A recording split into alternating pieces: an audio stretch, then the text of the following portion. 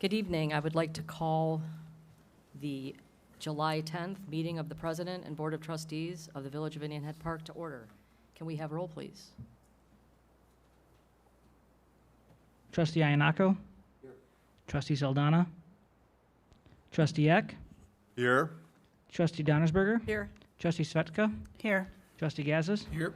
President Name Joe Wittenberg. Here. Can we please stand for the Pledge of Allegiance?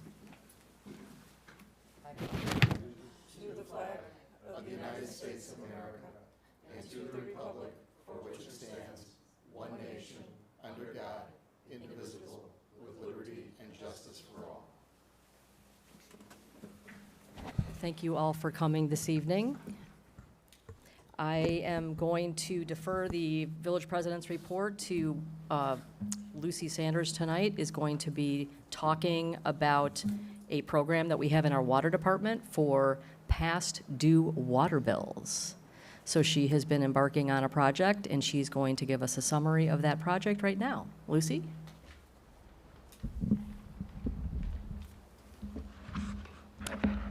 Thank you. Good evening. My name is Lucy, and I've been the administrative assistant here at the Village of Indian Head Park since last September, doing the utility billing. It's been a large part of my responsibilities.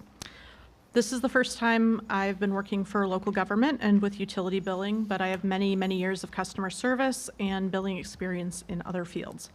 I came into the utility billing aspect of this position somewhat unexpectedly without much of an instruction manual, and the software that the village currently uses for water billing and other invoicing is not intuitive or user-friendly.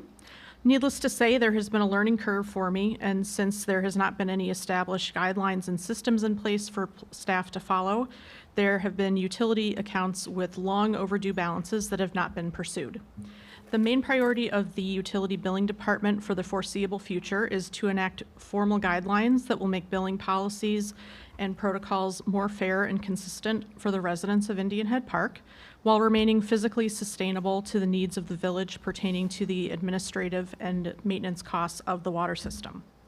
We do want to assure people that, with very few exceptions, the measurement of customers' water usage has been accurate, so there isn't really a concern that the data we're basing the billing on is incorrect.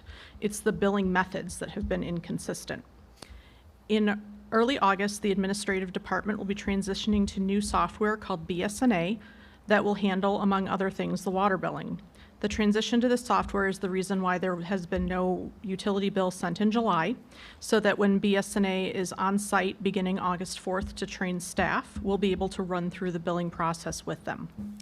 Because there weren't bills generated in July, we have been able to dedicate many hours in the last few weeks to pursuing payment on the accounts with the highest balances, who are overdue the most number of months. We reached out to those accounts in writing, offering a courtesy adjustment wherein we will waive a portion of the late penalties that have been added since the last time their account was paid in full, if they are able to pay the entire balance by Tuesday, July 15th. After July 15th, that offer will expire. If paying the balance by July 15th is not feasible, we will be setting them up for a monthly payment plan in BSNA that will automatically debit the resident's account to pay off that balance within 6 months. There are a total of 24 accounts that we made this offer to. The cumulative total balance for those was $23,494.12, with $3,080.36 of that being late penalties. Most of the balances are from within the last year, but some of them have not been completely paid off in 2 to 3 years. In the current software, automated payment plans were not an option, and as stated before, without any consistent administrative protocols, what were called payment plans were just verbal agreements between staff and the resident to make manual extra payments, and there was no structure to efficiently pursue them when those weren't paid. As of the end of today's business day, we have received payment in full from three accounts totaling $3,622.31, and will be writing off a percentage of their late fees to bring them to zero. We have had communication with 7 other account holders. Some of them have stated that they will make payment in full by next Tuesday, and most have agreed verbally to set up a payment plan once the new software is in place. They will not be subject to shutoffs on July 28th, but if they don't follow through on agreeing to a formal written automated payment plan with the new software in place, they could still potentially be shut off. If the remaining account holders do not pay in full or reach out to us to let us know that they want to set up a payment plan by 9 a.m. on July 28th, the Public Works Department will be conducting water shutoffs on those properties that day. At that point, their only option to have the water turned back on will be to pay the entire balance. They will not be offered a payment plan for it. In the coming weeks, we will be mailing past due notices to account holders with smaller or newer past due balances and utilizing the features of BSNA to make the process more streamlined and automated, as well as creating a standard operating procedure for utility billing in Indian Head Park. Can I ask a question? Sure. So 23,000 in arrears, are any of those businesses? No. How many years have they been in arrears? I mean, my water bill isn't that much. It'd take years for me to get that far behind. That's total for 24 accounts, so it's an average of a little under 1,000. Oh, wow.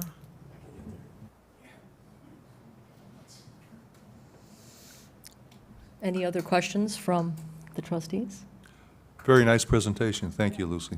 Very nice. And I think we're already starting to see the payoff in our new software program.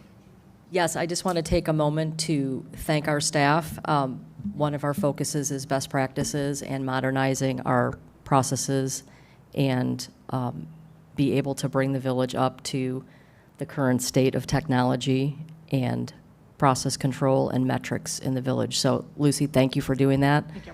I know that it's not always pleasant to have to collect money from people, but we appreciate you doing that. And if anybody has any questions, you can always feel free to call us here at the village or email me or Gavin if there's any questions about the new system as well. Thank you. The only other comment that I have today is that there will be a Plainfield Road public meeting number 2 on August 4th, which is a Monday. And we will confirm the time with you online. And at the Plainfield Road project team site, they will also be updating the website with all the information. So just like there's a wolfroadstudy.com, there's also a Plainfield improvement website as well. So mark that Monday night on your calendar. It's at the Highlands Middle School to talk about Plainfield Road redesign, which is all the way from County Line Road to East Avenue. Thank you. Madam Mayor, it had been indicated 5:30 start time previously. Is that Yes, still up that's, for, is that that's still up for 5:30. review? Yes, no, it's 5:30, and it will be at the middle school entrance. Thank you. Can I please have a motion for the consent agenda, please? Second. All righty, any questions about the consent agenda items A through C? I do. I have an observation in regards to the minutes. They're 24 pages long. It's almost a verbatim of our previous meeting, and would appreciate if we could put this topic on our COW meeting on July 17th. That sounds reasonable. Thank you. I have a question of council. Is that the way we do the minutes, which is in great detail? I'm hearing an echo. Is that the way it should be done, or should the minutes, can they be more of an outline of what happened? The minutes can be as minimal, just to allow the public to take a look at what occurred at the meeting, the records of the votes that were taken, a brief summary of the discussion that was had. They need not be as long as these minutes are, but there's nothing wrong with having more detailed minutes than required. But they can be much more abbreviated and That is correct. should be. And we'll discuss what the current process is, because it has been automated, so we probably will need to change the process a little bit. So we'll talk about that. at the I do key- have a comment Yes. on page 10 of the June 12 minutes. I was actually fairly impressed. I don't know if it was AI or recording. And council, I would just like to verify, on page 10, it states that should planning and zoning not approve or recommend, that the board can override with a majority, but I believe what council said at the meeting was a supermajority.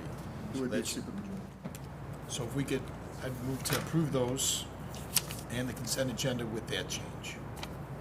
What paragraph is that? It is on page 10 at second to last.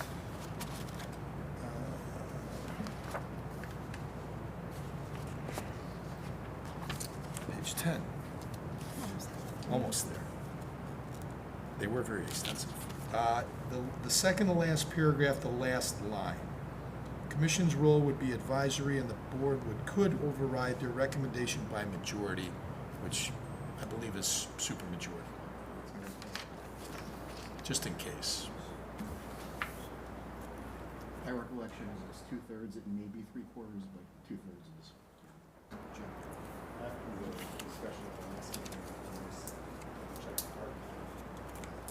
Yeah, so my apologies on that. After last meeting on that, I was actually during the meeting, I was double checking on that. And I had believed it was a super majority of it because every place I've ever been has been a super majority of it. And unless there is legal that I'm not a lawyer, our code simply states majority. Now, our administrative code needs revisions, so it might be out of date, but that was, I originally, and the error came from me on my part. I originally had informed Gavin of it because I thought when I'd read through the code it was supermajority, and it was only when I went back and spent So time. majority, so in our case, 4 out of 6 would be the super, but 4 out of 7, if we're 3-3, would be majority, so it is majority. Yeah, off the top of my head, recollecting OMA, yes, a majority is 4 out of 6, or majority of, I think it's just the majority of the quorum. A majority is anything more than half. Yes. And then the supermajority, I believe it's 5 of 6, but I would have to recheck what the it gets a little funky at some point in time. It's going to be controlled by the zoning article of the state, of the Illinois Municipal Code is what's going to control it now. It may be. I don't know if it's gonna be that close, but it probably will, given this topic, so whatever it is, if that's correct, we can leave it as it is. I will make sure we have a much more accurate and cited version of it when we get to that point. Any other comments on the consent agenda items? I think we have a financial report before we take a roll call vote. Yes, ma'am. The financial summary for the month ending June 2025. Cash on hand at May 31st, 2025 was $3,704,207.29. All payments for June were $441,221.87. Total revenues for June were $293,174.04. Bringing the ending bank balance at June 30th, 2025 to $3,556,159.46. Thank you very much. If there are no other questions on the consent agenda items, can we have a roll call? And I think we have a motion to make one change, or do we not changing the minutes? We're not changing the minutes then? I would say Okay. no. All righty, can I have a roll call vote for the consent agenda, please? Trustee Iannacco? Trustee Eck? Aye. Trustee Donnersberger? Aye. Trustee Svetka? Aye. Trustee Gassis? Aye. 5-0, the motion carries. Great, thank you. Can I please have a motion for item A, please, of new business? I move to approve Resolution 2025-19, referral to P and Z, the Planning and Zoning Commission, for consideration of fence regulations. I'll Yeah. second that. Gavin? So as you all know, this issue comes up from time to time. It's come up from realtors, residents, and the board recently. But since the board last talked about this, I've heard from 2 more realtors and another potential resident about fences. So it is an issue that is being discussed and asked about. This referral would allow the village board to initiate the text amendment process through the Planning and Zoning Commission, having the commission review whether the current ordinance still reflects the needs of the community. And as discussed by Christina Saldana at the last meeting, Trustee Saldana, what needs to be done is to balance flexibility in fences with stormwater and aesthetic considerations. Also, the big question of should we allow fences or in more places in the village? Where should those places be? What should the fences look like? All of these questions will be presented to the Plan Commission, along with some of the work that the trustees have asked or some of the things that the trustees have asked to be looked at regarding fences. The resolution sets a timeline of having a recommendation back before the board by December of 2025. So that would be the goal, and this process will start at the next Planning and Zoning Commission. And it'll be dependent upon what else comes before the Planning and Zoning Commission, but we're going to lay out a very set timeline for holding the public hearings that are necessary for this process, keeping those public hearings on topic and moving forward and getting back to the board with a full report from the Planning and Zoning Commission and a recommendation by December. And that ordinance or suggested ordinance that was written by some of the trustees is in the board packet, which is online, correct? Yes, No, it was No? still in a draft form. so- okay. So when will that be viewable by the public if they want to see that? At the planning and zoning meeting Excuse me, there's an ordinance for what that's in draft form? for fences? How can we have an ordinance for fences before we've done the study and looked Well, into it? It's a proposed idea for fences that the several trustees wrote. So the concepts will be presented as part of the hearing process and discussed by the Planning and Zoning Commission. I think before we talk about ordinances, and I have concerns about this anyway, I think we need to put something in here to make it a little stronger. If we're going to have them look into whether or not the ordinances should be amended, then I would like to see a strong justification, for number one. And I'd like them also, both the committee and the planning, or the zoning committee, to talk about how it's going to affect the nature of our community. I mean, we fought really hard for Wolf Road to keep the atmosphere in our village of nature and trees and all that, and now we're going to start putting in fences? I mean, if we're going to put in fences, I can see maybe a justification for in special circumstances, whatever they may be, and I think they ought to be laid out, but I'm just really totally against it otherwise. And I think we need to consider that when we ask the zoning committee and Well, they'll have to take it through all the paces. So, I would be on the opposite side of that argument. I think we have kicked this around quite a while, and with all due respect to Trustee Donnersberger, I think this is exactly what we should be doing, and this is the job of the Planning and Zoning Commission to make that recommendation as structured in the resolution, and then it's still got to come to the board anyway. So there is going to be public comment. They are going to, the proposed ordinance adjustment is just a first step. It doesn't mean that it's going to get rammed through, if that's what your concern is.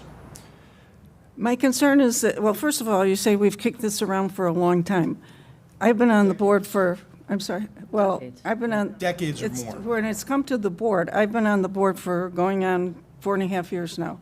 And we've looked at individual circumstances, but we've never looked at the totality of it, nor have we been asked to. Now, this is the first time we are, and I'm not saying we shouldn't. I'd just like to see parameters around it. What more parameters would you put beyond what's already there? It's till December, public hearings, a structure in place.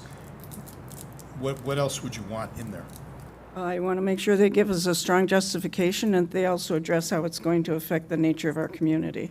They are going to address that, I believe, but whether they give us a strong justification or not, or whether they make a recommendation or not, it's up to this board to take in all that information and make that decision. So it doesn't, the buck does not stop with planning and zoning, the buck stops here. But it'll get kicked back if Yes. it doesn't have that.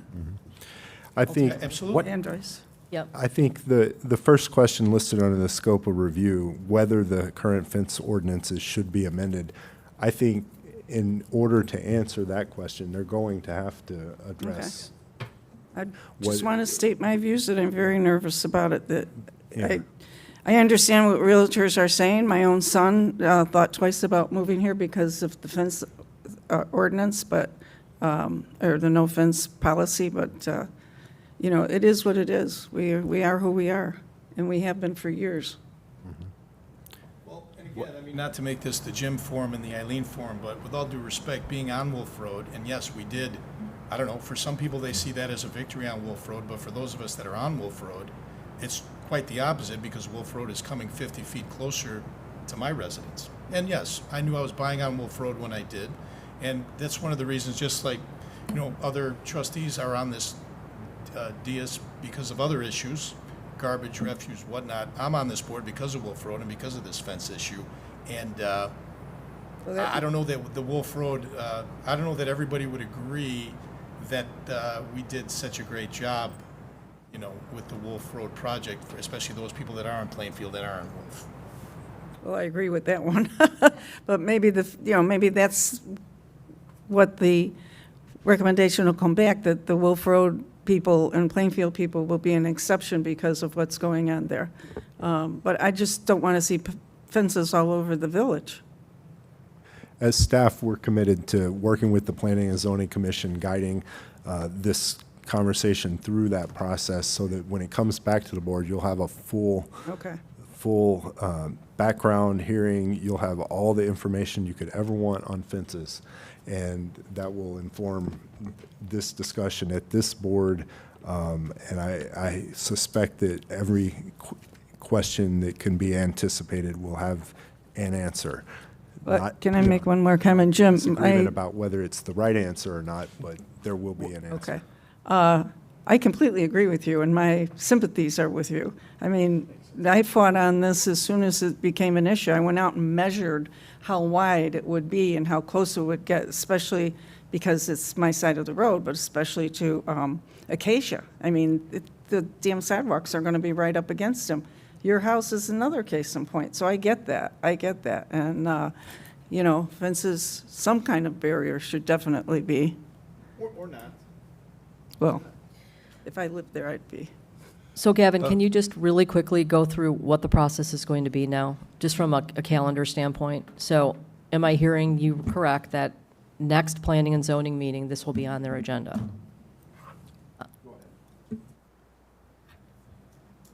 So yes, we are going to can have this on our agenda every single meeting from here till December, essentially. And we'll be putting as much time as we can on it. We do have other, public hearings, these types of things that have to be looked at, but we are going to be, and myself as staff are going to be looking at this entirety of the issue, not just from the most recent, but also from historical standpoint. I've been already started going through minutes and things like that to find this issue. So we're going to do that. We're gonna look at basically trying to find in the next meeting, we're going to outline the parameters, all the questions we can think about. Safety, Wolf Road. I had someone ask me, can I have a fence on my backyard because I back up to Flag Creek and I don't want my kid to run into Flag Creek and drown. And I was like, okay, that's something I never heard before. And so after we have a good idea of the parameters, looking at it through different lenses, we're going to start soliciting input. We're going to be doing the background research, and we will be targeting that December meeting for a recommendation and a very comprehensive report that then the board will be able to make a decision, a very well-founded, well-grounded, well-based decision on. Would you want to amend the ordinance, Eileen? Or,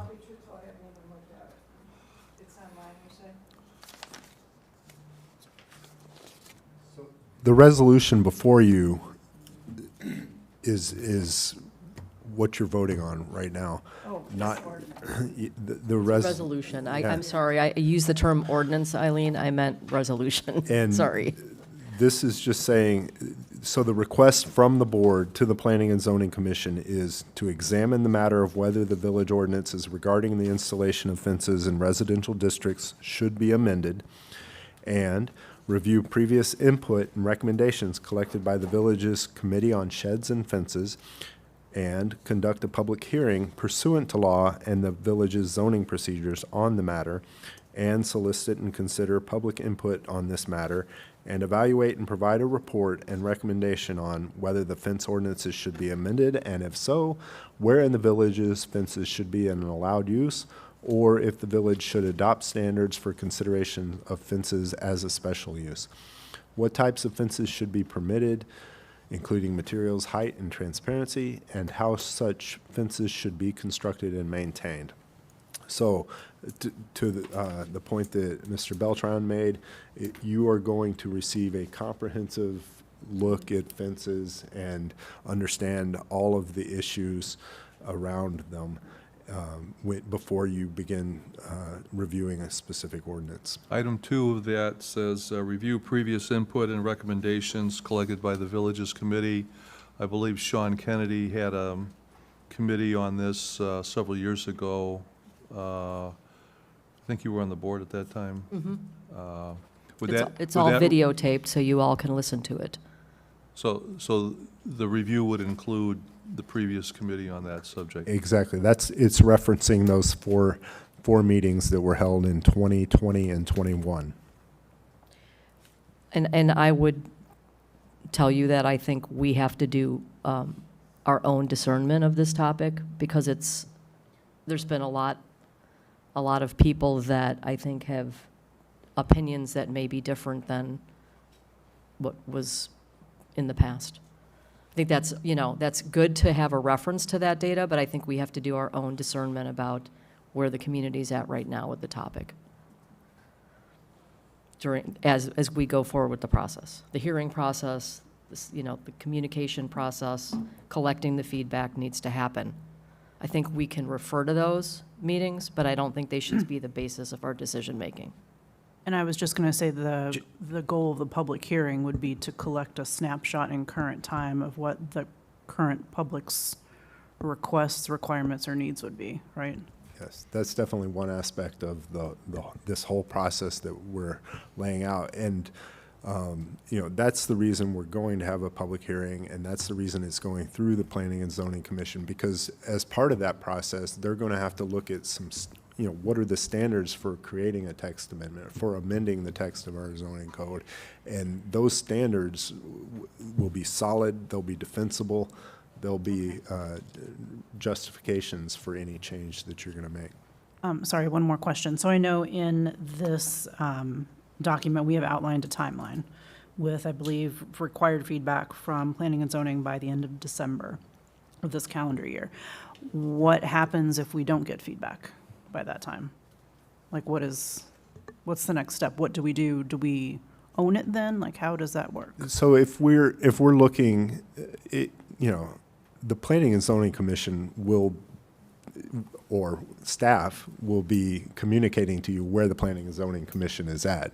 I would hope that, if, I don't know, I was going to say if a meteor hits, but I don't want to test my luck. But if something comes up, I would hope that you would be somewhat flexible with that. But we will keep you updated. Every time there's a meeting, we'll come back to the board and say, there was a meeting, this is what happened. You're welcome to all be at the Planning and Zoning Commission. You just can't act as a board at the Planning and Zoning Commission, or my lawyer will get mad. But, you know, it won't be happening in the dark, I guess, is my point. And just a comment / question for the public, will the planning and zoning meetings be on any of our other public channels, or will they only be in person? Like, are they going to be broadcast on the YouTube channel? So we can always schedule them to be broadcast, of course, when we set up that. With our new software, we have the ability to record them and put them online. Okay. I unfortunately have failed at that twice in a row now, so third time's a charm, hopefully. But yes, I'm looking to record them and make sure that they are out there. This is a very hot topic. As you say, you hear about it all the time. I've heard about it at least once every other week since I've got here, about fences. Whether they've moved in, whether they moved out, whether they got new dogs, whether they're afraid of their kids falling into Flag Creek, whether they're afraid of people coming up from Flag Creek. So this is a topic that I understand that there is a lot of people that want to discuss it, and we are going to be looking to get a significant amount of feedback. I mean, the Planning and Zoning Commission, as Jim can attest, was talking about having us do a survey like we did the community survey. Now, I don't know if we're going to do that, but that is the amount of input that the Planning and Zoning Commission has been considering to get that amount of input. So it's not like one public hearing and then we're done, because not everybody can show up on November 4th or whatever it would be for a public hearing. So it will be very comprehensive. It will not be in the dark. And if the board wants, we can provide updates at the board level of what happened the week or 3 days before at the Planning Commission. That's all I asked. Thank you. And to be clear, we also hear from people who don't want us to have fences, so. All righty, any other questions about item A? If there are no other questions, can we have a roll call vote, please?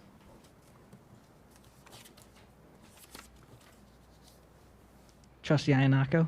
Aye. Trustee Eck? Aye. Trustee Donnersberger? Aye. Trustee Svetka? Aye. Trustee Gazis?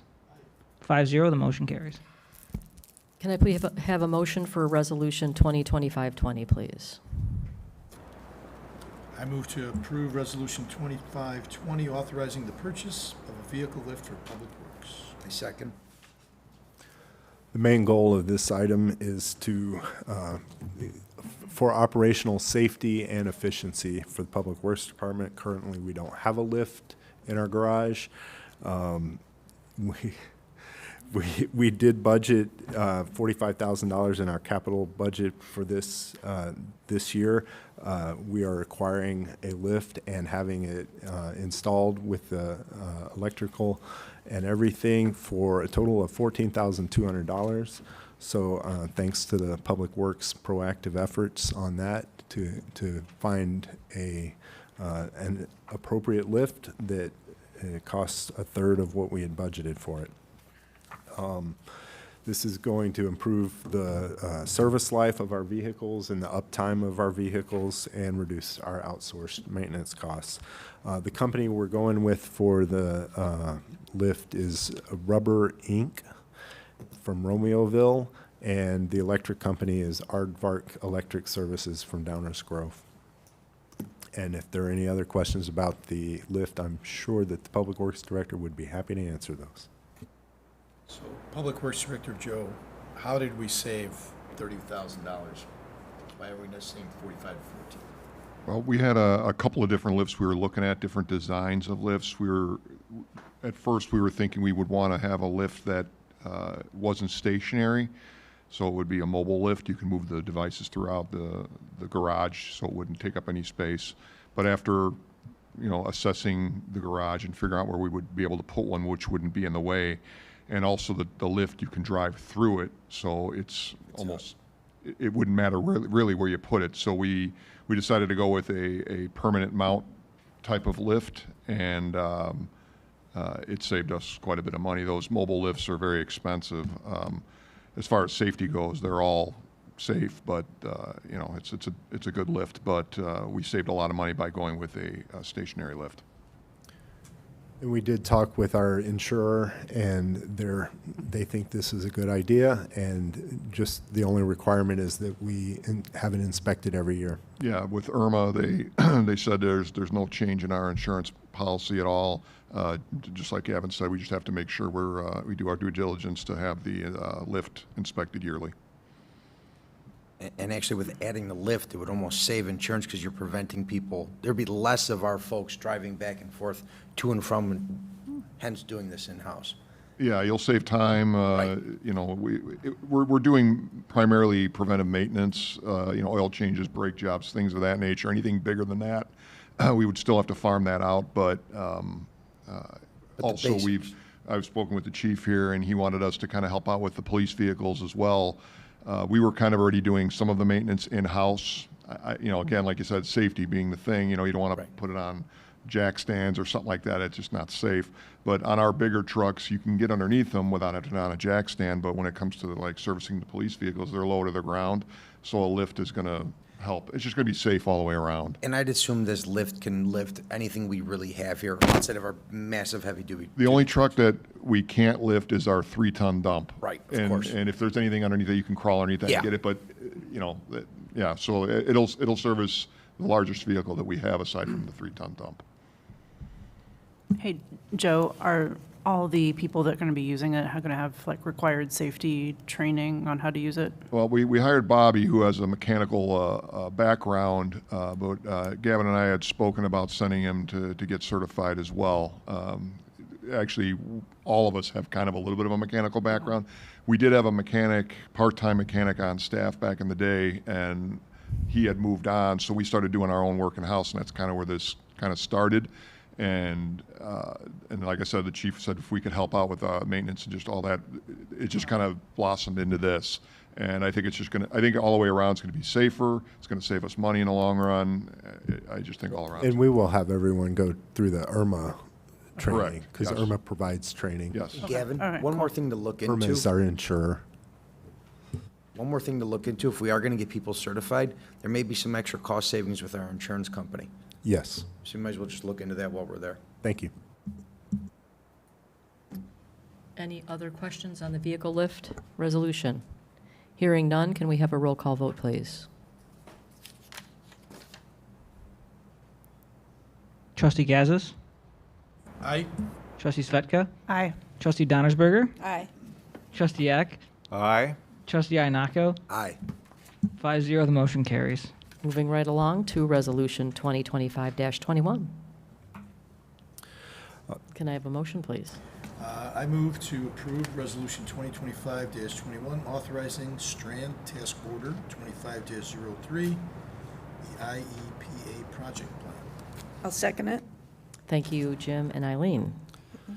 So working with Strand on this plan is essential for establishing our eligibility for IEPA loans, low interest financing, and as we would use those loans possibly to upgrade our water infrastructure over time. Even if we don't take advantage of the low interest and in some cases forgivable loans over time, having this plan in place will really get us a long way in creating our comprehensive capital improvement plan and capital investment plan over the next 5 to 10 years. I looked. This project this task order is for up to $40,000. In talking with Strand, there are ways to reduce the costs, and we're going to take advantage of those. But this was the original proposal from them. I have compared it to other similar projects at other municipalities, and this price is in the ballpark with everybody else who has developed a similar plan. Using various engineering firms. So I just wanted to let you know that. And if there's any questions, Joe and I have met with Strand and talked about this so we can answer those questions. What's the benefit of this again?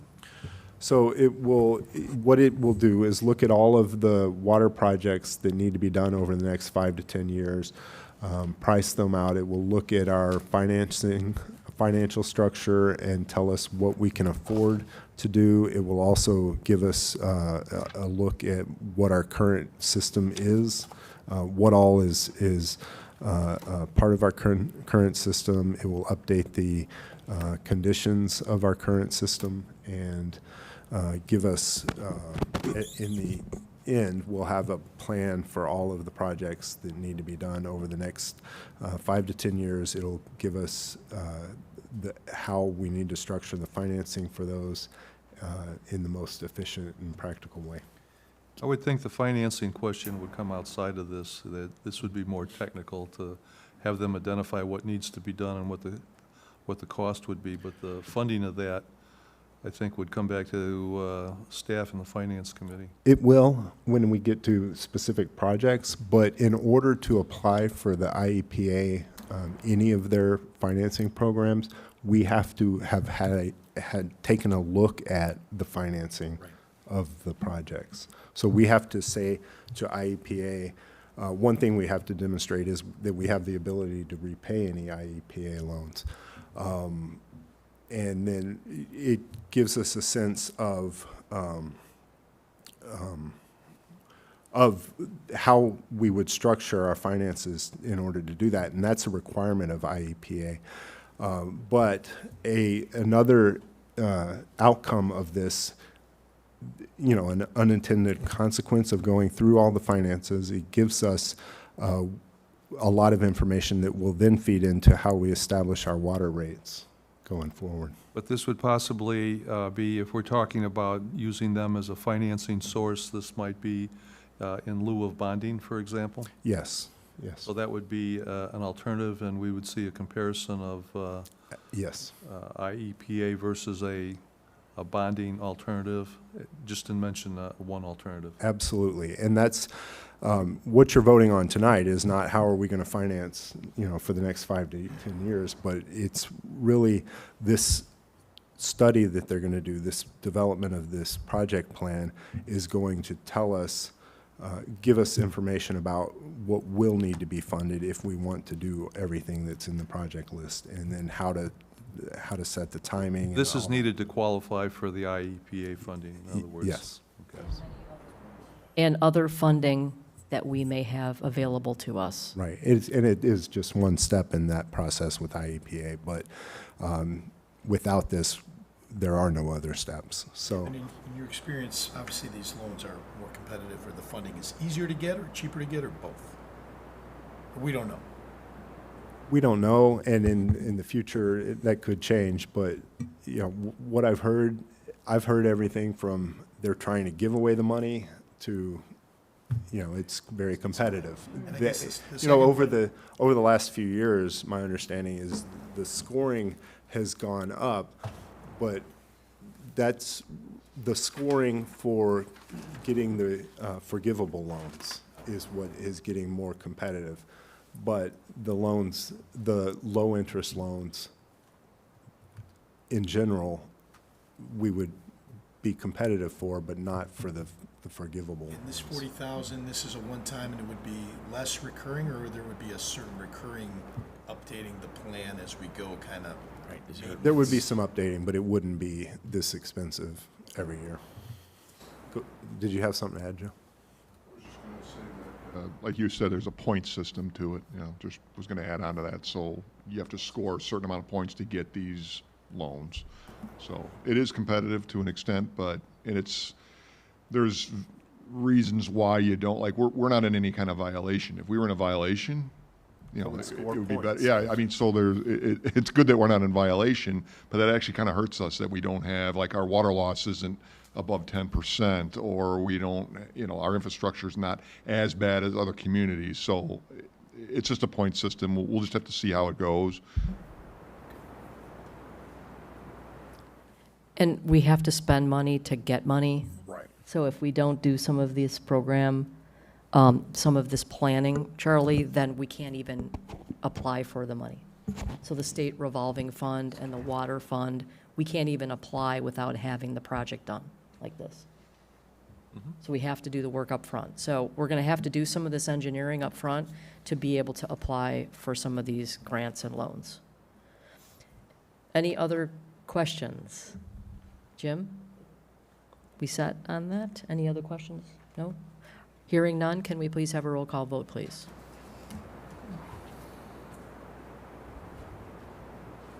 Trustee Gaddis. Aye. Trustee Svetka. Aye. Trustee Donnersberger. Aye. Trustee Eck. Aye. Trustee Iannaco. Aye. 5-0, the motion carries. Great. Moving on to item D, please. May I have a motion?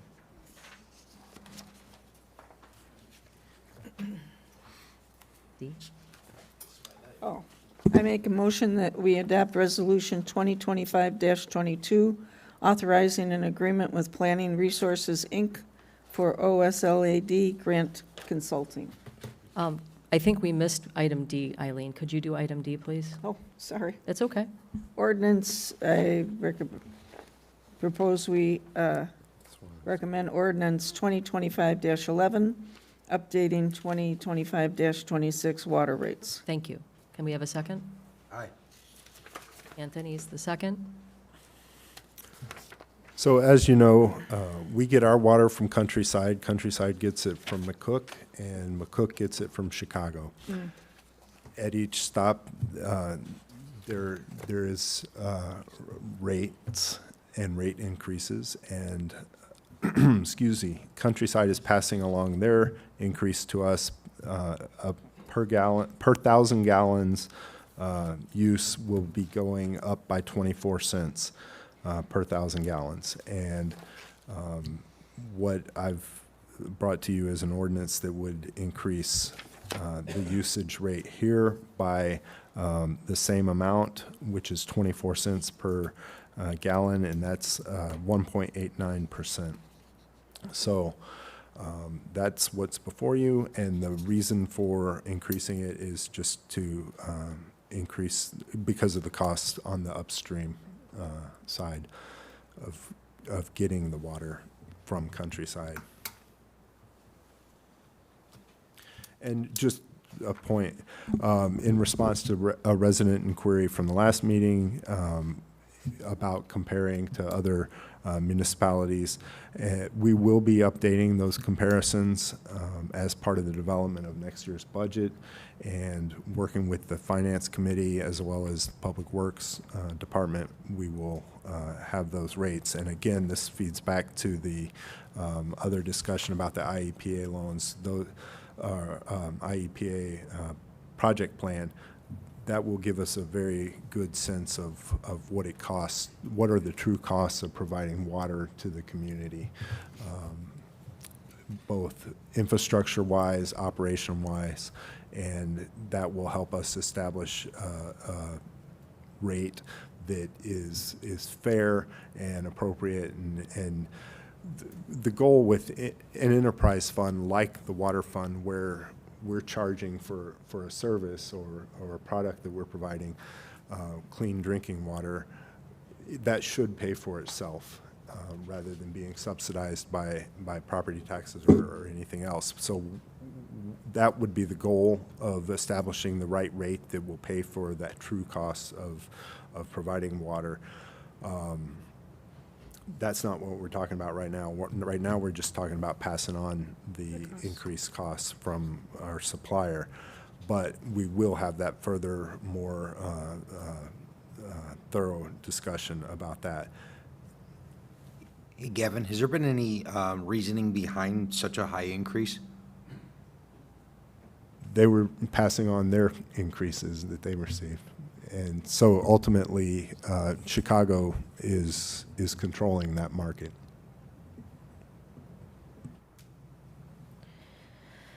All righty, any other questions? If not, can we please have a roll call vote, please?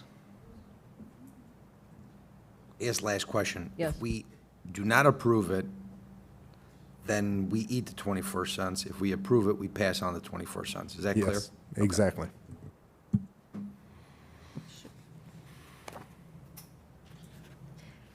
Roll call vote, please. Trustee Iannaco.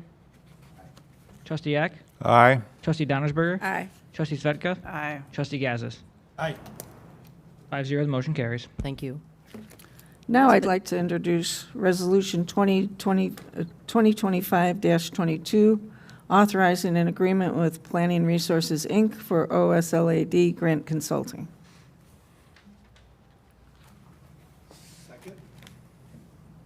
Thank you, Eileen and Trustee Gazis.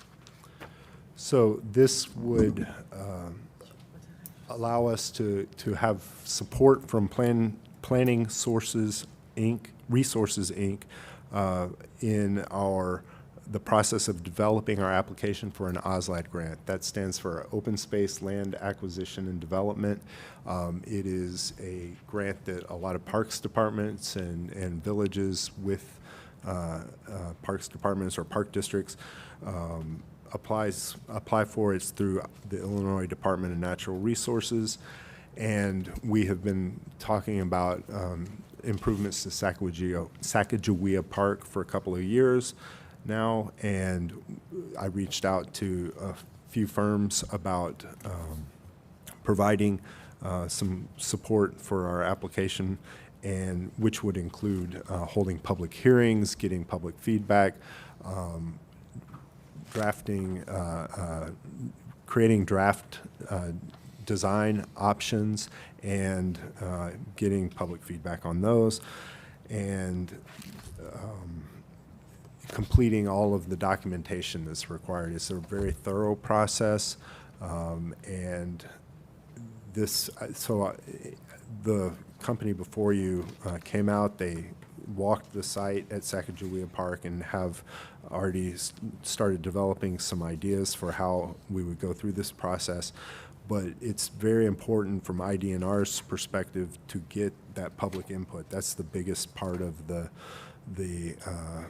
their application, and then they look at the designs, and they're looking for features that serve the entire community. They're looking for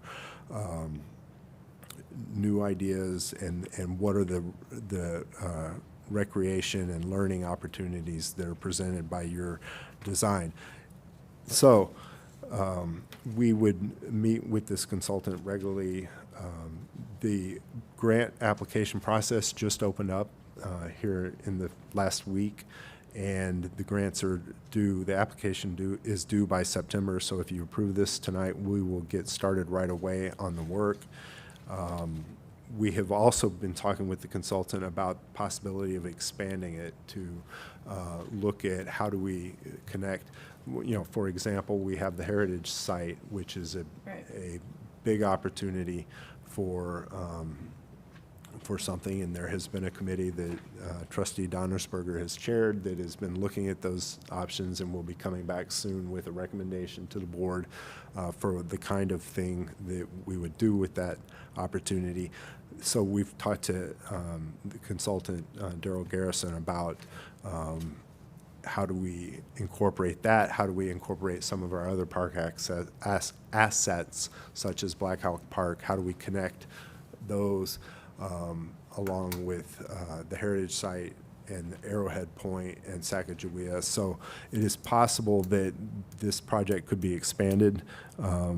He's looking into that, whether that boosts our application or would water it down. So there was more discussion to be had, which is why I've asked, even though the proposal he provided was for $12,600, I've asked for authority to go up to $20,000, so that we may be able to incorporate some of those other park features, especially the heritage site. So that's what's before you.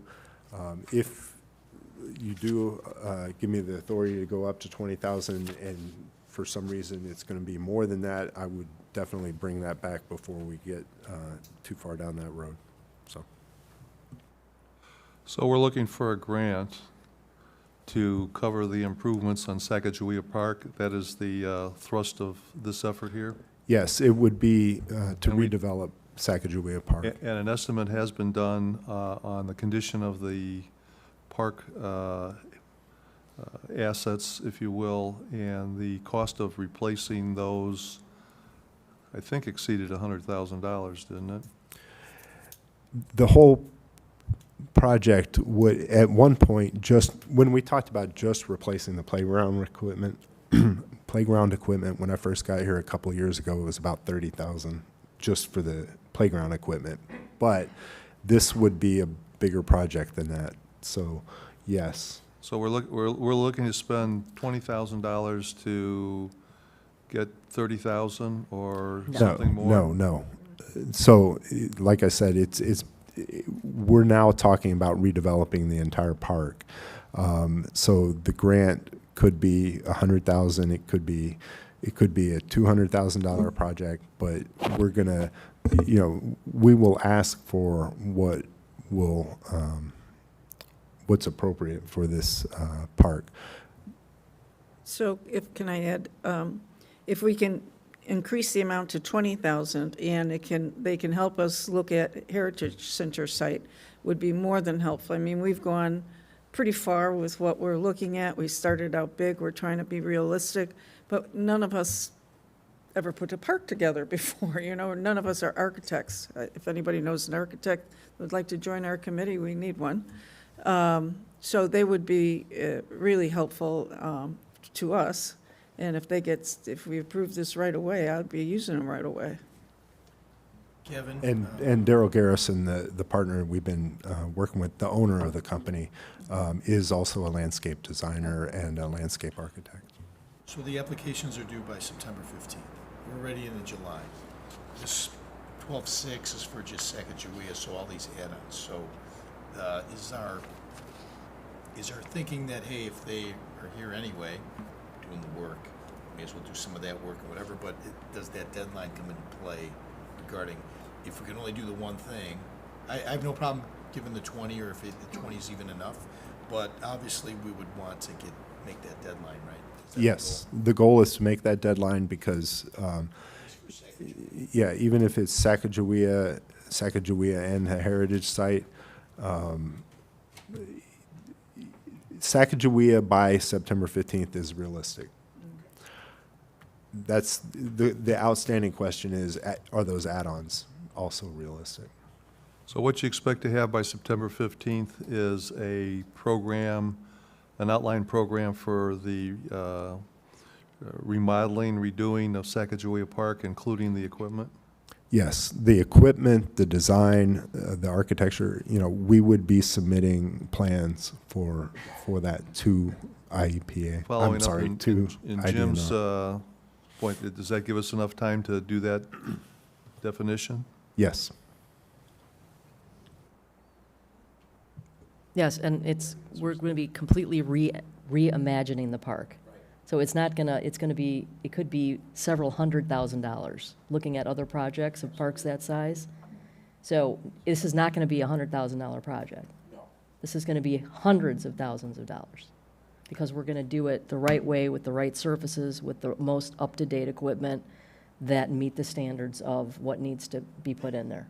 We also have Irma coming out in September Correct. to do a playground inspection, and we already know that it's not up to speed, so something has to be done, because they're gonna hit us on that again for inadequate equipment.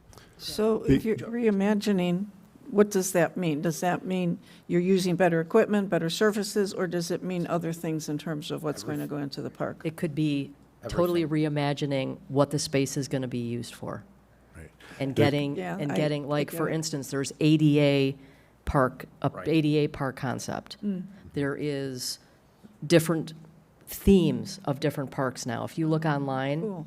Yeah. so I'm not going to, don't know. say what it is, because the community, with OSLAD, you have to prove that the community has a voice in how we reimagine this, and you have to have these 2 public meetings, and we have to get the consultant started, because he is going to manage that entire public engagement process and why we have to do it.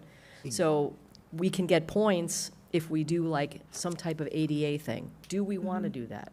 Do we feel that's important? There's all sorts of questions that these consultants know all about that we can get preference for the park. Hey, Gavin, by chance, did Burt Ridge use this same program from that park they built, the new Route 60 theme park they built? What is it? It's on the other side of county line by their park district. It's beautiful. If you haven't been there, you need to go and see it. Yeah. But when you talk about reimagined, Yeah. that's what I see. It's a gorgeous Yeah. park. Where's it at? What's the name of that? Is it Sourman or something? It's where their park district is. It's, you cross county line. Cross So, count- Go yeah, right, there go were- right on county line, go over the highway, and you make a left on that, whatever that little side street is, Yeah. and follow. It's beautiful, but it's all Route 60 themed. Yeah. And I can see this is probably where they got, it's in, actually, the park is so nice, it's made like a parents list, and there's people that come from all over the place to go to this park. It's an amazing park. are you talking, it's on, it's, It's like a frontage road or whatever. yeah, so it's not, but it's not the, I don't know if they've done it. So there's one that's on Frontage Road that's out there that like it used to be like a very green area. I don't know if they've done it in the last couple of years. The one that's really nice that they have is like it's a little further back, like it's kind of a weird parallel road. Is that what you're kind of talking Yeah, about? it's something. Yeah. It takes you right back. Yeah, It's that- gorgeous. If you haven't seen it, Gavin, I Yeah. would take a ride when you're Uh, doing this. it is absolutely gorgeous. That is actually the Park District. That was not Burr Ridge. Oh, okay, thanks. That I was believe. Pleasantdale. Yeah, it's Pleasantdale Park No, District. this is not, it's not Pleasantdale. 'cause I No, live no, next that's to Pleasantdale. no, it No, isn't. it's that park district, but they have six different parks Got it. that they fund and manage. Understood. Yeah, now I know which one you're talking about because yeah, one of my last years there, we went and did Arbor Day and we planted a tree over there. But yeah, that's all Park District Okay. land.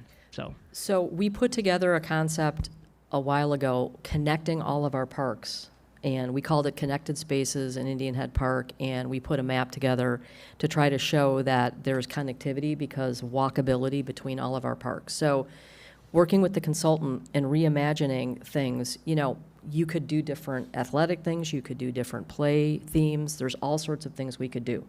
So that's why we have to sort of start this process, because maybe they're going to say, just do Sacagawea now, and then next time, there's an OSLID grant every year, right? Then we use the consultant to do it the next year.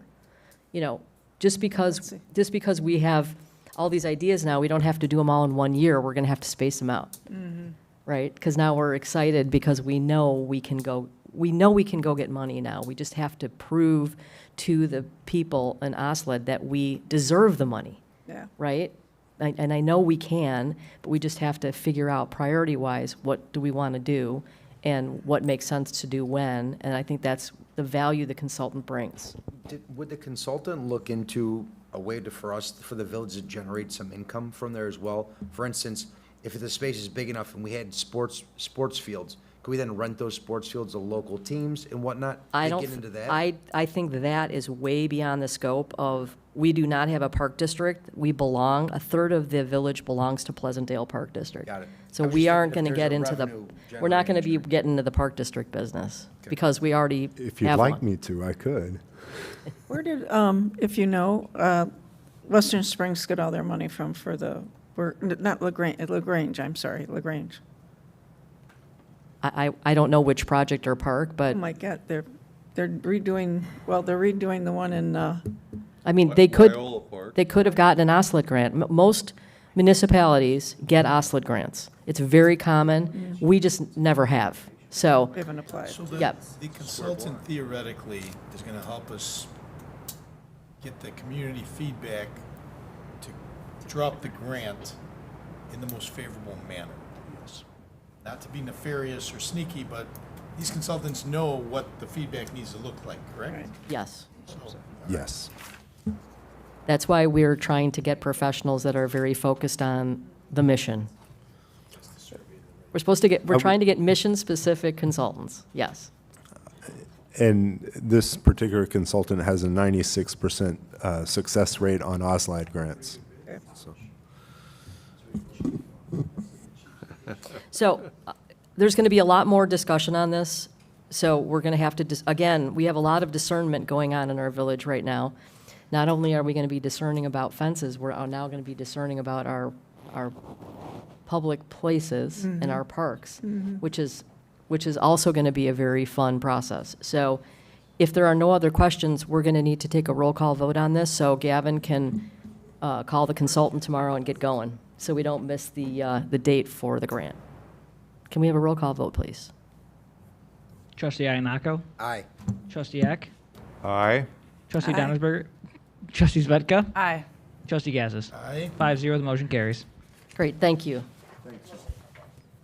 That's amazing.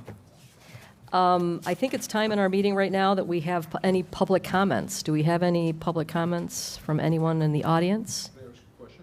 Yes, Randy, can you come up to the podium, please? Thank you. Hello, my name is Randy Dvorak. I live at 125 Acacia. I have a question about out here in this berm over here. There's a big bench on the hill. Do you know what I'm talking about? Yes, What is that all about? Gavin? So prior to my arrival at Indian Head Park, that bench had been placed in in Black Hawk Park, and at some point in time, the gentleman, it's a memorial bench for a gentleman's daughter who passed away at a young age, and at some point, he asked the village if he could move it from where it was in Black Hawk Park to this berm. The village poured a concrete slab for the bench. He wasn't satisfied with the concrete pad and asked if it could, and by this time I was here, he asked me, or he told me what he wasn't satisfied with the concrete pad, asked me if he could, at his own expense, pay for that and install a new concrete pad and put the bench there. In the meantime, the bench had been stored at the Public Works garage. I felt like because a pad had already been approved and a pad had already been poured there, if he wasn't satisfied with it and was willing to pay for it at his expense, that made sense. So at the some pad point, was, I don't know what the paid for approval. and approved by the board. I don't know what the approval process was. Who owns that? The bench. Who owns it? The bench is owned by the gentleman. He paid for the bench. So if he wants to paid for it take to it, be he installed. can take it. And who he picked that spot? Did he pick that spot? That was of his choice. I have no idea. That's my understanding. I don't And know who how it approved? was. Who approved? Allowed him to do that? There's sticks I do not there. know. Do you see there's sticks there? Yeah. And there's an owl there. Was that approved? And then there's a another thing there. It's getting to be like I don't understand what the deal is with it. And he owns it. Okay. And he maintains it. And he maintains it. That's kind of weird. And the board approved this? Well, we have I'm other. not we- aware we- of the board approving it, no. We have other memorial benches in the village. Yes. Okay. So I think that the prior administration and management was trying to accommodate somebody that wanted to make a memorial donation of a bench, like other people have done. He didn't donate it, though. He owns it. Well, no, I mean, it's Yeah. on village It's on property, And right? it's for, Property so now. pe- It's so in- people Yes. can sit down when they're Yes. taking a walk? Yeah, I mean, you can sit there if you'd like, Randy. I It's don't on think village so, because I property. happen to know he's not gonna like that. Well, And it's not in a place where people are walking by. It's in a weird location. so I think they I were just- trying to accommodate it. So it's on our property, right? Yes. So, if you feel that that's an improper, or you have comments about this, please let us know what they are. Yeah, well, and the village paid for the pad? Originally, Yeah, Not the so the current poured pad. concrete? The village paid for that. That's my understanding. yes. And that, you think that's appropriate? Well, No. we had another memorial bench in another park that was poured. We've had memorial benches in parks In- where in the we've poured parks over contract. here. That's kind of Yes. normal. I understand that. So This I is guess, not in the you know, park. This is in a conspicuous location up on the hill over there.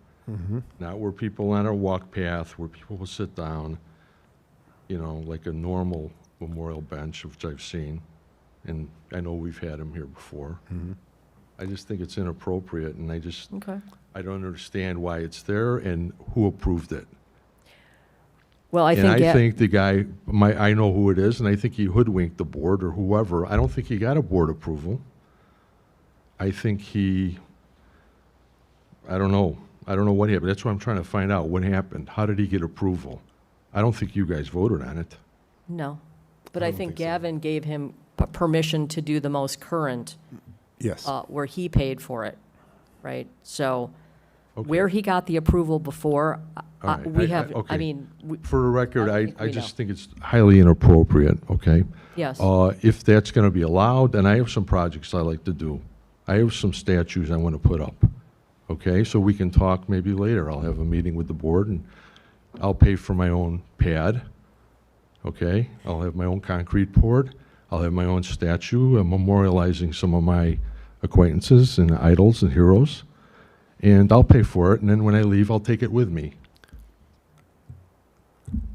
Before you do that, I will say that later tonight, I was going to mention some of the items we're going to discuss at the next Committee of the Whole meeting, and one of those items is a policy on memorial trees and benches. So we'll address those. Could and you then at we'll have a least, policy for that. it looks, pardon my French, it looks crappy with all those sticks and stuff. Could you at least take the sticks down? There's sticks sticking up around it. I don't know if you, I go by it every day. Could you take that down? Why are there sticks there? Is a snowplow going to hit it? I don't think so. No answer? Okay. Thank you. Why don't you come over to the Committee of the Whole meeting? We're going to put this on the agenda, so we'll be talking about having a policy for memorial benches and other memorial types of items that could be requested to be on village property at the meeting, which will be, when is the Committee of the Whole? It's a week from tonight on the 17th at 17th, 7 you can p.m. join us, Randy. Here. Give us your opinion. That's a beat this horse, but is it on village property or is it on Acacia property or what property? It's on village It's property. village property, on the berm just across from the police station. Oh, it's over there. On the berm, okay. I know where it's at. Thank you, Randy. Any other public comments before we move on to reports? Did we get any emails today, Andres? From the public? No. Okay, thank you. Trustee Gazis, do you have a report this evening? No report? Trustee Svetka? No report as well. Trustee Donnersberger? Well, as we talked about earlier, the Heritage Committee has been working diligently to try to figure out what to do with that site. We started out with, putting in this huge building over there that would service the whole community, practically the whole south suburbs, but we had to tone it down a little bit. So we decided we're not going to lose our dream, but we're going to start out small with a smaller building and services that are there. And then as we get the money built onto it, but now that I know about this grant coming up, maybe we'll be able to do it all at once. The big impediment over there, of course, is parking. So maybe they can park down your block. And so we need something affordable, but we're also want to make it a beautiful place, so the architect, landscape architect would be really helpful to us, put in native plants. One of the things that came up with the group, and I'm just going to throw it out there, it has nothing, well, it does have something to do with the Heritage Center because it used to be a library, or it was a library until we had to demolish it. And that is the community's desire to have something. And we also talked about our ability to go to other libraries in the community, and they talked about if the village would consider, so I'm throwing it out there, not just paying the $100, but maybe $50 of each resident that has to go someplace else. Because the policy now is, I know I went to McCook, I had to pay $100 for a year. To me, that's better than buying those books, but even if the village could kick in 50, so I'd just like to, maybe you can put that on the agenda for next week. The Economic Development Committee hasn't met in a while because we've been waiting for the village to work with Friedman. I understand you've done that, and they're ready to present something to us, which we'll present it next week at the Committee of the Whole. I do have a request, though, because most of the committee members want to attend, and so if we could put that early on the agenda, so if they want to stay, they can, but if they have other things to do, they can leave. Thank you. Sure. Thank you. Is that okay with you? Okay, we'll make that up front. Great. Trustee Eck? No report? Trustee Iannacco? No report. And how about the village treasurer? No report. Village clerk? So just some items. kind of walking through some of the projects I've been working on lately. As we know, you've approved for Safe Built to review both our building code and our zoning code in entirety. The building code we have to update due to state law. We need to have it within 9 years of the last something or other of the current year. So we're behind on that. There's no penalties for it, but we still have to do it. Should be able to see a first draft next week for that. For the zoning code update, we've been working kind of like in pieces and theory on it. And so I got an email, and I forgot to put this in the packet, but that they are going to be working on basically rewriting the entire thing over the next 6 months. They gave me a very nice timeline, one of those charts that have the different colors, and they show you what they're working on through different months. I'll forward that on to the board for that, but basically they'll be working on revising the entirety of the zoning code in the next 6 months, which then we'll need a public hearing for after that. Otherwise, business license, it's the new year. So everyone has been coming in, getting their business licenses, and reviewing them. The next ones are gaming and liquor again in December this year, so because they expire on January 1st. Our gaming is 1 year long. It's from January 1 to December 30th or 31st. I always forget. But our liquor license is every 6 months. As part of that, we are also looking at going to be reviewing the business license, both the part of the administrative code as well as our costs and whether or not we're currently using best practices on it, because there are some unique things that looking at them we can probably do better, and also that it's probably not been updated in a very long time. It needs review as well. Building permits, we're in full building permit swing session at the moment, so we have those coming in hot. We're getting them out as fast as possible. I thank everyone who was patient with last month. We kind of got backed up a little bit. As part of that, later in the year, we'll also be looking at reviewing our building permit process, especially with BSNA coming through, how we can optimize those, how we can get those faster, how we can give better service to our residents on those. And we'll also be looking at costs. Something else that we've been looking at was a few years ago, the village removed having bonds for permits. That's something that has kind of tripped us up.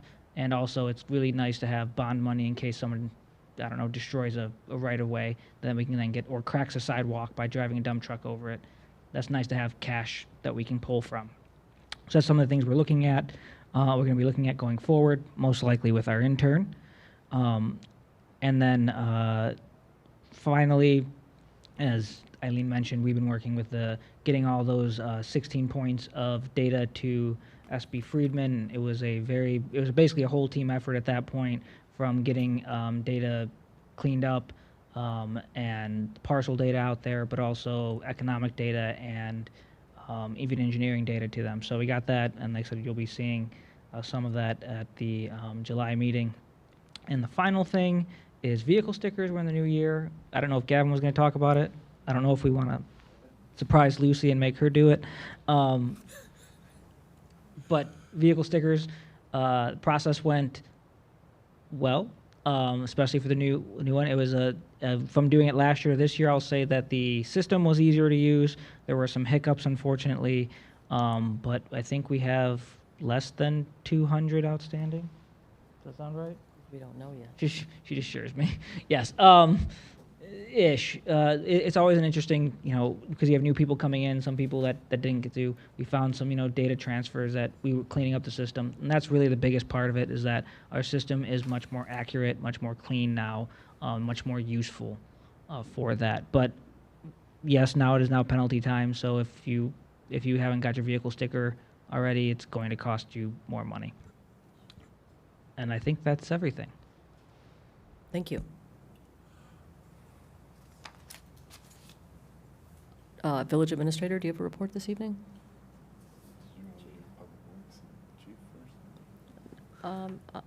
You're first. Okay.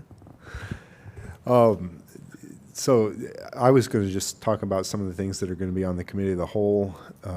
We've already talked about SB Friedman. They will be coming. They'll be presenting some preliminary findings and explain. Who's that? SB Friedman.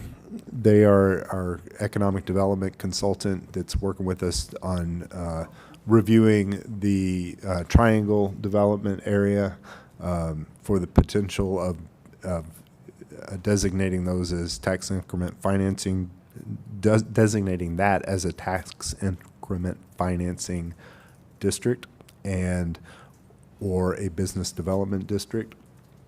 And they will be coming to the Committee of the Whole to report their preliminary findings. The West Cook County Solid Waste Agency will also be attending to talk about their regional disposal program, which is it's a transfer station where as we talk through developing an RFP and going out to bid for a franchise agreement for our waste hauling, they have an opportunity for us to be a part of that transfer station and see some savings from requiring whoever gets the franchise to use the regional disposal program.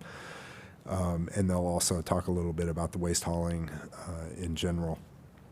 Our finance director, Brandy Asbill, will also be at the Committee of the Whole to talk about our accounts payable process, which will be changing. You've heard a couple of times tonight that we'll be implementing BS&A. That go live date is August 4th. We'll be getting training, intensive training for a week or two on that new system, and you will immediately see how much better it is. No, you probably won't even notice, but we will know things will be much more efficient. Our residents will see improved customer service, and things will happen quickly and correctly.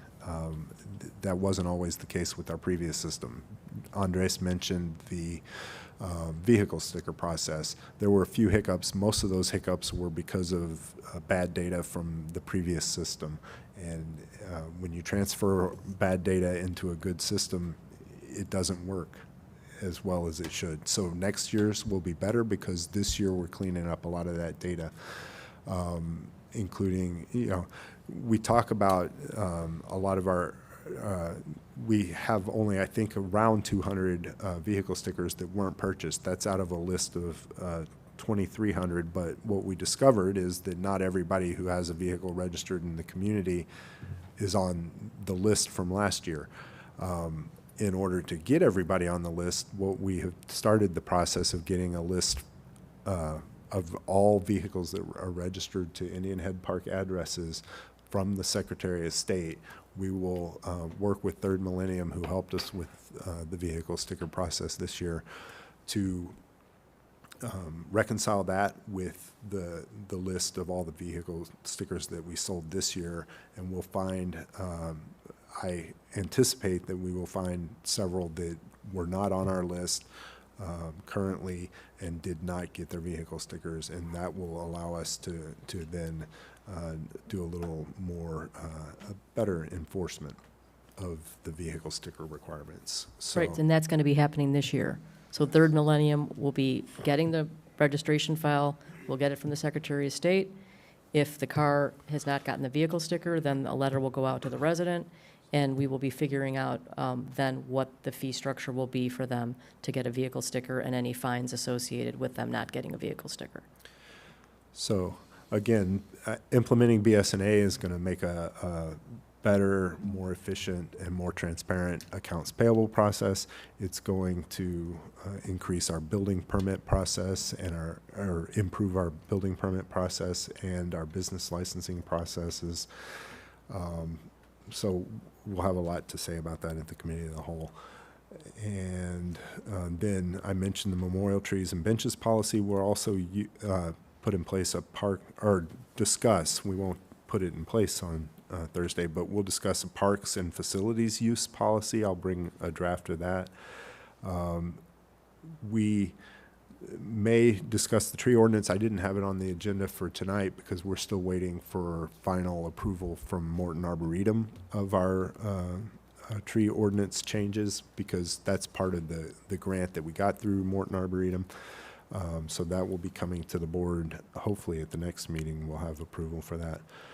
And then I was going to talk a little bit about board meeting rules. We don't have rules adopted for public input or for how the meetings are run. So that would include minutes and how the minutes are done.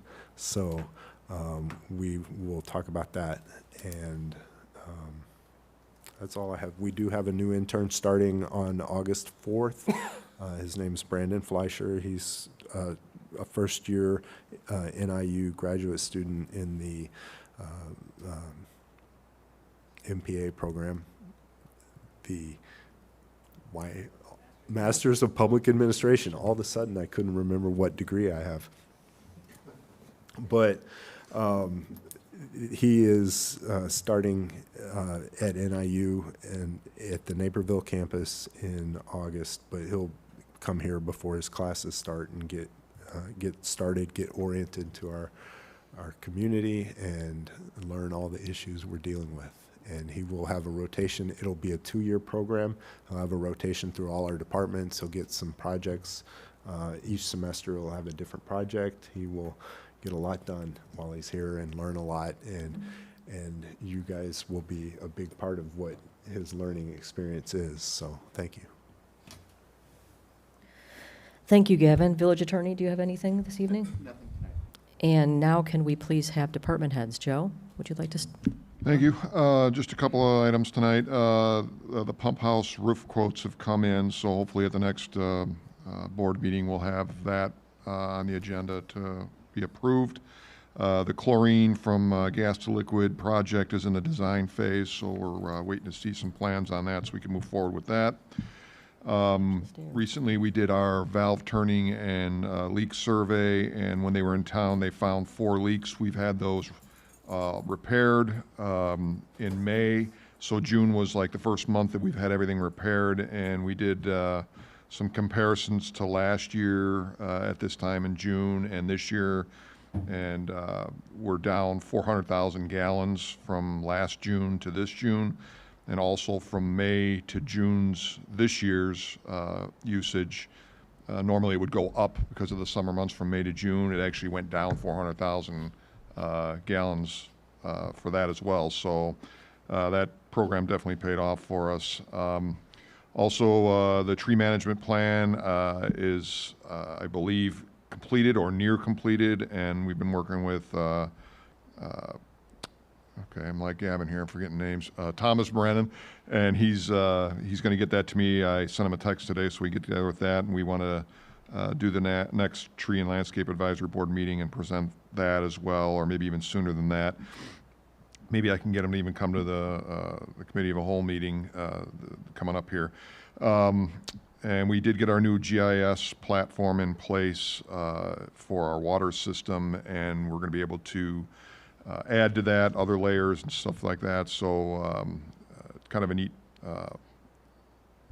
platform that we have going on, and it's accurate now. Everything that we've had done, hydrants, valves, all that stuff has been put in, so everything is where it says it is on the map now, so we should be able to have no problem finding what we need to find on our maps. And we met with IDOT for the corner property on Wolf and Joliet to kind of go over, hopefully doing some clearing over there. But while they were in, I had spoken to them what their policy is for like trimming Joliet Road, and they were actually in that day and the next day to clean up Joliet Road between the I-55 ramp and Wolf Road. They did a great job on cleaning that up. They do that 3 times a year. So if anybody asks, they said if we have any other major problems, we can give them a call, but their rotation is to cut that area and clean it up 3 times a year. And that's what I got. Okay, on June Chief? 26th, we did some interviews for lateral police officers. We had 3 interviews. They were all satisfactory, actually very good. 2 have accepted conditional offers, so hopefully we'll be able to get them on board soon. On Wednesday, yesterday, we did an interview for a part-time officer. Chris and I need to discuss whether or not we're going to move forward or whether or not there's enough shifts available, but we're going to discuss that as well. As you notice, we've had the radar speed signs out. We did also purchased 2 more. We have 2 months worth of data on Black Hawk. We have the times when the most violations occur. We have put cars there to cite people, because there's some where they're going approximately 20 over, so those are the times that we have. We're gonna, yeah, believe it or not, so we're gonna start hitting that area during the times of the most offenders are. Vehicle stickers, we're gonna work with Village Hall to talk to the people about getting them to, enforcing it. We're gonna do roadblocks, but there's not that many people, so we're gonna have to come up with a system or a way to enforce it. I want to thank Public Works. They went out, Bob from Public Works accompanied me out to the dealership. We picked up the squad car, brought it back to Public Works. I'm getting quotes right now to outfit the vehicle and to get it striped. The mail theft crew, I know I talked with Trustee Eck. It's not the same offenders that we had in custody, but there's another crew that's nearby that's staying in a motel nearby. And it's close enough where we monitor to see if they're there, because I know one of the individuals has a warrant, so we're trying to locate them. But we're also working with all the departments in the neighboring areas, just keeping an eye on it. One of the offenders, the accomplice in the shooting that we had, has just been offered a plea of 25 years. We don't know if if he's going to accept it or not. If he doesn't, he could face up to 60. So I'm thinking that he may. The alleged shooter is in custody in Buffalo, New York. Corporal Cassane has been in contact with Buffalo. We've been working with them, and and I'll keep you updated. He told me this about a half hour before the meeting. So, National Night Out is August 5th, 4 p.m. Black Hawk Park. It's a great event for the village. Please come out. It's a nice way of celebrating the police and the village together, and Officer Verwer does a really nice job with it. I'm not going to say he's got some pretty good things coming, but I don't want to. I haven't. As Reagan said, trust but verify. I haven't verified, so I'm not going to say what's going to come out. Hopefully, it comes through. Lock it or lose it. Officer Verber put something out there. Burr Ridge had an incident where somebody was checking. They were checking doors around 87th and County Line Road. When the beat car got over there, they fled at a high rate of speed on 55, and they were gone. So just keep an eye out. Tell your neighbors, everybody, lock your doors, because you get them coming around. They shake the doors, and it's easy access. If you happen to have your garage door opener in there, they're in your garage now. So just be cognizant of that. They're out there. We had an incident about a month ago where some unlocked doors were hit. So please, everybody, lock your doors. Corporal Cassane also did high-risk traffic stops. We had one Wednesday was classroom, the next Wednesday was practical. We had some volunteers, we had some teenagers and others that were the offenders. It was a nice night had by all. We thank Public Works for allowing us to use that as well. That was on Wednesdays. And that's all I have. I have a question. Last month, we passed a resolution or an ordinance in regards to motorized scooters. We were going to communicate with I think the schools, and I just wondered how that communication process is moving along. I haven't talked to the schools. They're out of session, but also as I was thinking about it, I'd have to talk to the high schools, because in the grammar schools, you're supposed to be 18. There shouldn't be any scooters in the parking lot of the grammar schools, but I will talk to them. Yeah, and I do know that Rob put it up on our Facebook page, and that it will be in Village Voice. So the Village Voice is coming out in about a week and a half, and we'll make sure that we post it several places. Thank you, Chief. All righty. I think, did I hit everybody tonight? Did I forget anybody? Lucy, do you have anything? All righty. Well, we do not need a closed session, so can we please have a motion for adjournment? I move to adjourn. Second? Second all in favor, say aye. Aye. Opposed? The meeting's adjourned. Thank you.